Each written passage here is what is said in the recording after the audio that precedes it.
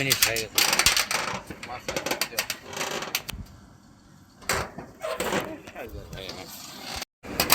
Hello guys, কেমন আছেন? এসিটার problem ছিল, এটা ঠিক করলাম। এটাই আজকের ভিডিও। তো অবশ্যই ভিডিও একটা সাবস্ক্রাইব আর লাইক কমেন্ট করবেন। আশা করি সবাই ভালো থাকবেন পরবর্তী ভিডিওর জন্য।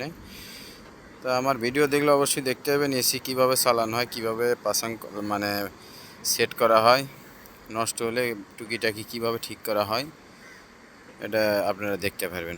অবশ্যই ভালো থাকবেন। আসসালামু আলাইকুম।